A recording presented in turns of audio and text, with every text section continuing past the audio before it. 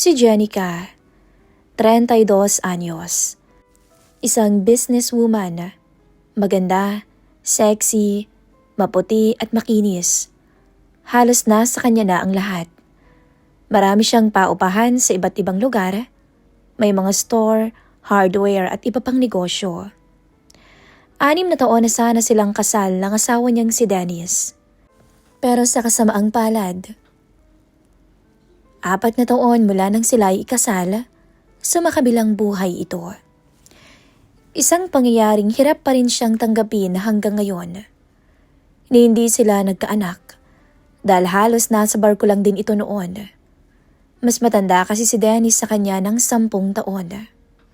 Sa tuwing naaalala niya ang asawa, bumabalik pa rin ang sakit ng nakaraan. Samantalang si Ruel, pinsan siya ng asawa niya. 35 anyos. May anak pero hiwalay na sa asawa. Nagtatrabaho ito sa kanya bilang driver at all-around boy. Ito ang lagi niyang kasama sa tuwing umiikot siya sa mga negosyo niya, sa mga paupahan niya. Pero hindi niya akalain, sa paglipas ng panahon may mababago. Iibig siya kay Ruel. Mainit ang tanghali nang dumating sila sa isang paupahan sa Bacoor. Tahimik ang paligid dahil karamihan ng tenant ay wala. Nasa trabaho. "Dito na muna tayo, ma'am," sabi ni Ruel habang pinapatay ang makina. Maikling tugon ni Jenica. Suot ang sunglasses habang bumababa. Dire-diretso siyang pumasok sa compound. Sanay na siya sa ganitong routine. Inspection, mangolekta ng upa, utos dito, utos doon kapag may problema. Pero napansin niya, tahimik si Ruel ngayon. Hindi tulad dati na kusa itong nag-uulat o nagtatanong. "Anong meron?" Bigla niyang tanong. "Wala po." Sagot ni Ruel mula sa likod. "Sigurado ka?" Hindi siya lumilingon. Napagod lang siguro at napuyat." Napahinto si Jenica. Daan-daan siyang lumingon at tiningnan to. Pawisan si Ruel. Medyo marumi ang kamay at halatang pagod nga. Pero may kakaibang bigat sa aura nito. "May problema ba?" Mas diretso niyang tanong ngayon. Saglit na natahimik si Ruel bago sumagot. "Wala naman ho." Hindi kumbinsido si Jenica sa sagot ni Ruel. Lumapit pa siya ng kaunti. "Ruel, kilala kita. Hindi ka ganyan katahimik kung walang dahilan." Napabuntong hininga si Ruel, sabay iwas ng tingin. "Sige na, magsabi ka na." May kailangan kasing bayaran sa tuition ng anak ko . Ilang segundo siyang tumahimik. "Magkano ba?" "Naku, okay lang." "Magkano nga?" Ulit pa niya ng mas madiin. 5,000 po. Walang sali-salita. Binuksan ni Jenica ang bag niya at kumuha siya ng pera. Hindi niya binilang sa harap nito basta inabot na lang. "Sige na, bayaran mo na." Hindi agad yon kinuha ni Ruel. "Ma'am, sobra po to." "Hindi ko tinatanong kung sobra. Kailangan mo, di ba?" Dahan-dahang inabot ni Ruel ang pera at halatang nahihiya. "Salamat po." Tumingin si Jenica sa kanya ng diretso. "Ruel, hindi mo kailangang mahiya sa akin." Nagkatinginan silang dalawa. Hindi ito yung tingin ng amo sa tauhan. May kung anong hindi maipaliwanag. Pagkatapos ng inspeksyon, dumiretso sila sa sasakyan. Tahimik ulit pero iba na ang pakiramdam. Habang nagmamaneho si Ruel, napansin niya sa side mirror si Jenica. Nakatingin lang to sa kanya. "May mali po ba?" Tanong niya dito. "Wala. Nag-iisip lang." Sagot ni Jenica. "Tungkol naman saan?" Saglit tong natahimik. "Tungkol sa'yo." Napahigpit ang hawak ni Ruel sa manibela. "Ma'am, ang tagal mo na sa akin." Pagpapatuloy ni Jenica. "Pero ngayon lang kitang nakitang ganun." "Anong ganun?" Tanong ni Ruel. Mahina. Napangiti si Ruel ng bahagya. Lahat naman po yata ng tao napapagod at nangihina. Hindi ikaw. Sagot ni Jenica ng diretso. Hindi sa paningin ko, Ruel. Natahimik si Ruel at hindi niya alam kung paano sasagutin yun. Pagdating nila sa bahay, bumaba agad si Jenica. Pero bago siya tuluyang makapasok, huminto siya. Ruel? Po? Pumasok ka muna. Nagulat si Ruel. Ma'am? May ipapagawa lang ako. Wala siyang choice kundi sumunod. Pagpasok nila sa loob, malamig ang hangin at tahimik ang buong bahay. Ibinaba ni Jenica ang bag niya sa mesa tapos tumingin kay Ruel. Umupo ka. Okay lang po, ma'am. Tatayo na lang ako. Umupo ka nga, sabi ni Jenica. Dahan-dahan namang sumunod si Ruel. Lumapit si Jenica, kumuha ng maliit na kahon sa drawer. Isang first aid kit. Ma'am, okay lang po ako. Hindi kita tinatanong kung okay ka lang. Putol niya. Hinawakan niya ang kamay ni Ruel. Doon lang nito napansin, may mga sugat pala sa mga daliri ang lalaki. Marahang nilinis yun ni Jenica. Sanay na sanay ka talagang hindi inaalagaan ang sarili mo, no?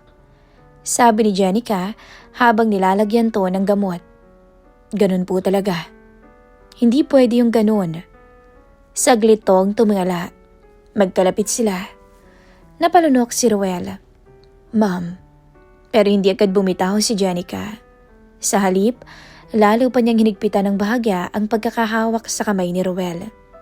Hindi naman masakit pero sapat yun para maramdaman ni Ruel ang init sa pagitan nilang dalawa. Tatawag ka sa akin kapag may problema ka, okay? Mainang sabi ni Jenica. Hindi yung tatahimik ka lang sa isang tabi. Tumango si Ruel. Ruel, hindi ka nag-iisa. Isang simpleng linya lang ang sinabi ni Jenica. Pero umantig yun sa puso ni Ruel. Sa paglipas ng mga araw, mas lalong naging tahimik pero mabigat ang samahan ni na Jenica at Ruel. Hindi na nila kailangan mag-usap ng madalas para maramdaman ang presensya ng isa't isa. Sa iisang bahay, halos sabay ang galaw nila. Magkaibang mundo pero iisang bubong. Sa umaga, si Ruel ang nauunang gumising. Tahimik tong kikilos sa may kusina. Magtitimpla ng kape, mag-aayos ng mga kailangan. At si Jenica, kahit hindi niya aminin, nasasanay na siya sa ganung eksena. Isang umaga, pagkababa niya, nadatnan niya si Ruel na nakatalikod habang nagluluto ng umagahan. Napatigil siya sandali. Hindi niya alam kung bakit, pero ngayon niya lang napapansin ng ganito ang lalaki. Yung galaw niya, yung tindig, at yung presensya nito. Matagal na niya itong kasama pero bakit ngayon niya lang nakikita ang halaga nito? Hindi niya alam kung bakit at hindi niya alam kung ano bang nararamdaman niya. Lumipas pa ang mga buwan, mas naging kampante na sila sa isa't isa. O mas tama sigurong sabihin, mas nasanay na silang hindi pansinin ang kakaibang nararamdaman nila. Hanggang sa dumating nga ang araw ng kaarawan ni Ruel. Napakatahimik ng buong bahay. Walang kahit anong indikasyon na espesyal ang araw na iyon. Si Ruel, gaya ng dati, abala lang sa mga gawain. Matapos maglinis ng sasakyan, nagdilig na siya ng mga halaman sa labas at inayos na rin ang sirang gripo sa likod ng bahay. Para sa kanya, ordinaryong araw lamang iyon. Pero kay Jenica, hindi. Kabisado niya ang petsa ng kaarawan ni Ruel. Hindi lang niya pinapakita. Pagsapit ng gabi, matapos ang hapunan, akala ni Ruel tapos na ang araw na iyon. Pero habang nagliligpit siya sa may kusina, tinawag siya ni Jenica. Ruel, napalingon siya. Nakita niya si Jenica na nakatayo sa may pintuan. Hawak ang 2 baso at isang bote ng alak. Tara. Medyo nagulat si Ruel. Ma'am, may kailangan po ba kayo? Tara, Sabi nito, sabay lakad papunta sa may sala. Wala namang nagawa si Ruel kundi ang sumunod. Pagdating nila, nilapag ni Janica ang bote sa mesa at nagsali ng alak. Umupo ka. Nag-alangan si Ruel. May tatapusin pa kasi ako eh. Birthday mo ngayon, di ba? Napatigil si Ruel. Paano mo nalaman? Akala mo hindi ko alam? Bahagyang ngumiti si Janica. Hindi agad nakasagot si Ruel. Hindi naman po yun importante. Mahinang sabi nito. Sa'yo hindi. Pero sa akin oo. Inabot ni Janica ang baso. Inom ka. Dahan-dahang tinanggap yun ni Ruel. Halatang hindi siya sanay sa ganong eksena, lalo't kasama pa niya si Janica. Nagkatinginan sila bago sabay uminom. Sa una tahimik lang. Pero habang tumatagal, unti-unting nawawala ang pagitan. Bakit hindi mo sinasabi? Tanong ni Janica habang umiikot ang laman ng baso niya. Sanay na ako. Hindi naman talaga ako nagsiselebrate ang kaarawan ko. Pwes ngayon, masanay ka na. Napatingin si Ruel sa kanya. Salamat po sabi ni Ruel. Tanggalin mo na yan po. Sagot ni Janica. Ilang beses ko na bang sinabi yun sa'yo? Ang kulit-kulit mo. Bahagyang napangiti si Ruel. Hindi pa rin po kasi ako sanay. Masasanay ka rin. Sanayin mo ang sarili mo. Parang ang tanda-tanda ko eh. Natahimik ulit pero hindi naman awkward. Mas lalong lumalalim ang gabi, mas lalo ring lumalalim ang koneksyon nila. May hiling ka ba ngayong birthday mo? Biglang tanong ni Janica.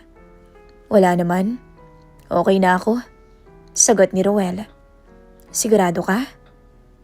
Oo naman. Wala kang gustong hilingin o hingin? Napatingin siya kay Janica. May kakaiba sa paraan ng pagkakatarong nito. Meron siguro. Mahinang sabi ni Ruel.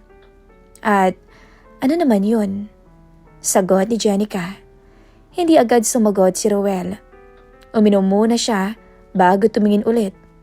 Tinungga ang laman ng baso. Kayo? Napahinto bigla si Janica. Hindi siya natawa, hindi rin naman siya nagalit.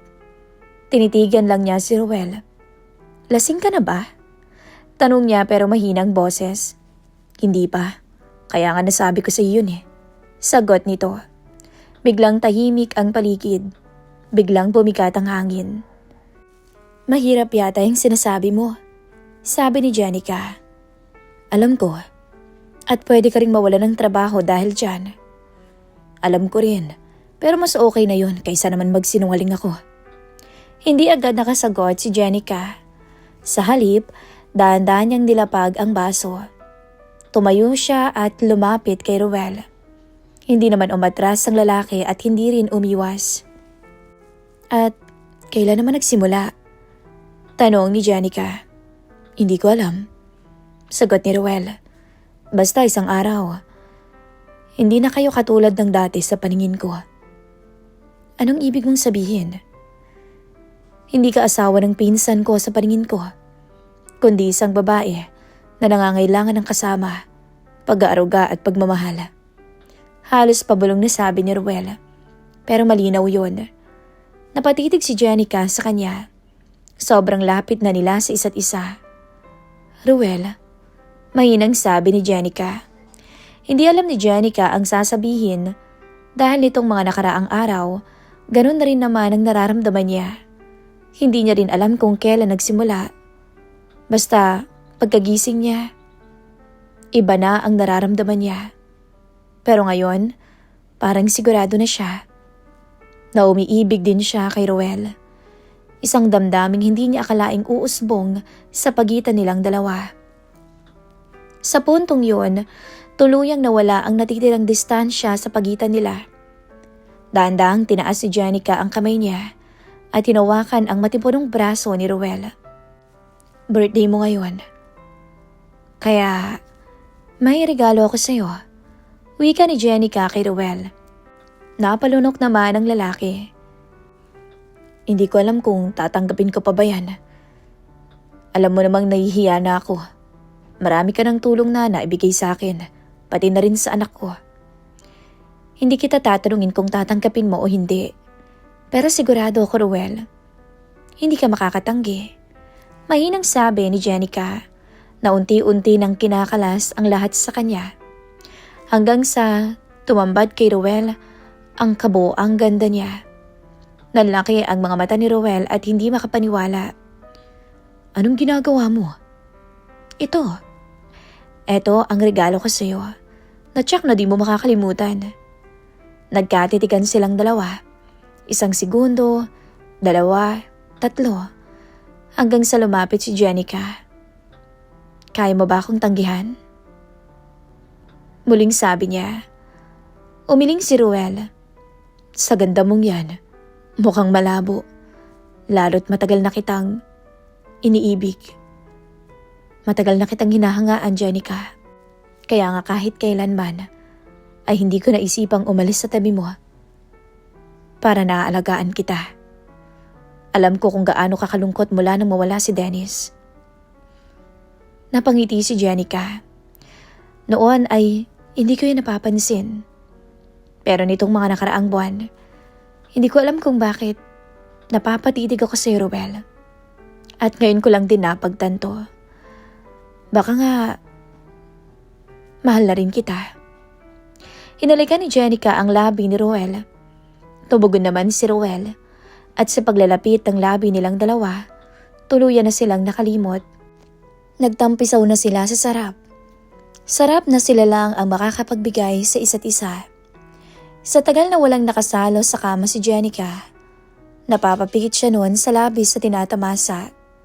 Saksi ang bawat sulok ng bahay na iyon kung paano niya sinigaw ang pangalan ni Ruel. Sa gabing iyon, nagsimula ang lahat. Hindi sa pagmamadali, kundi sa matagal nang naipong damdamin. At sa ilalim ng mahinang ilaw ng sala, habang tahimik ang buong kabahayan, doon nila tuluyang piniling baguhin ang lahat. Makalipas ang gabing iyon, akala ni na Jenica at Ruel magkakailangan sila sa isa't isa. Akala nila magiging mailapang kilos, mag-iiwasan ng tingin at babalik sa dating pagitan. Pero hindi. Sa halip, lalo pang tumibay ang samahan nila. Para bang mas naging natural ang lahat. Parang matagal na nilang hinihintay na mangyari yun. At ngayon na nangyari na, wala na silang dahilan para magpanggap. Ganon pa rin ang routine nila. Sa umaga, si Ruel pa rin ang nauunang gumising. Siya ang naghahanda ng kape, nag-aayos ng bahay, at sinisiguradong maayos na ang lahat bago pa bumaba si Jenica. Pero may nagbago. May mga sandaling hindi na siya agad umaalis ng kusina dahil hihintayin pa niya si Jenica. At kapag bumaba ito, hahalik to sa labi ni Jenica. Good morning, sabi ni Ruel. Hindi na mama. Ngingiti si Jenica. Good morning din. Lalapit siya at kukuha ng kape, pero hindi agad iinom. Sa halip, titingin muna to kay Ruel at hahalikan din to sa labi. Ang aga mo naman? Tanong ni Jenica. Siyempre naman, may dahilan na kasi para gumising ng maaga. Talaga? Bahagyang kinikilig si Jenica. Oo naman, sagot ni Ruel. Dahil yun sa'yo. Hindi na siya nagulat. Sanay na si Jenica sa ganon. Pero hindi pa rin niya mapigilan ang bahagyang kiliti sa puso niya. Ang bilis mo namang magbago. Ang sweet mo yata. Sabi niya. Matagal na akong ganito. Ngayon lang naging totoo. Sagot ni Ruel. Tahimik silang magkakatitigan. Sa mga sumunod na araw, paulit-ulit lang ang nangyayari sa kanila. Sa gabi, pagkatapos ng lahat ng gawain, nagkikita sila sa iisang silid. Hindi na kailangan ng paanyaya. Alam na nila. At sa bawat gabing magkasama sila, mas lalo nilang nakikilala ang isa't isa. Hindi lang sa salita, kundi sa paraan ng pag-aalaga, pag-iintindi at paglapit. Pero kahit ganon, hindi nagbago ang respeto ni Ruel sa kanya. Sa araw, si Ruel pa rin ang mag-aasikaso. Siya pa rin ang naghahatid kay Jenica sa mga negosyo nito. Siya ang nag-grocery, nag-aayos ng bakuran. Walang nagbago sa paningin ng iba, pero sa loob ng bahay, iba ang mundong ginagalawa ng dalawa. Isang hapon, habang nasa labas si Ruel at nagdidilig ng halaman, lumabas si Jenica. Tahimik siyang lumapit. "Pagod ka na?" tanong niya. "Hindi pa." Sagot ni Ruel na hindi tumitingin. Lumapit pa si Jenica, sapat lang para mapansin ito ang presensya niya. "Simula nang dumating ka sa buhay ko, hindi na ako nag-iisa." Napatingin si Ruel. Ngumiti ito. "Hindi ko akalain na dito hahantong to." Wika pa ni Jenica. "Kung may mali man, handa akong panindigan ka." Sagot ni Ruel. "Hindi ko sinasabing mali. Hindi ko lang inaasahan to." Sagot ni Jenica at saglit silang natahimik. Lumipas pa ang mga linggo, mas naging magaan ang pakiramdam ni Jenica. Yung lungkot na matagal niya nang daladala, unti-unting napalitan ng bagong saya. Hindi man niya nakakalimutan ang nakaraan, natutunan na niyang tanggapin ang nangyari. At sa tulong ni Ruel, muli siyang natutong ngumiti ng totoo. Isang gabi, habang magkasama sila sa sala, napansin ni Ruel na tila may iniisip si Jenica. "May problema ba?" tanong niya. "Wala," sagot ni Jenica. "May gusto lang akong sabihin." "Ano yun?" Ngumiti ito pero may lalim. "Hanggang kailan mo naman balak manatili dito?" Nagulat si Ruel. "Kung papayagan mo ko, gusto ko habang buhay." Wika nito, ramdam ang kaba at kiliti sa dibdib. Ngumiti si Jenica at lumapit ang dahan-dahan. Sumandal siya sa balikat ni Ruel. "Alam mo, may isa akong gustong ipakita sa'yo." Bulong ni Jenica na halatang excited. "Ano naman yun?" tanong ni Ruel.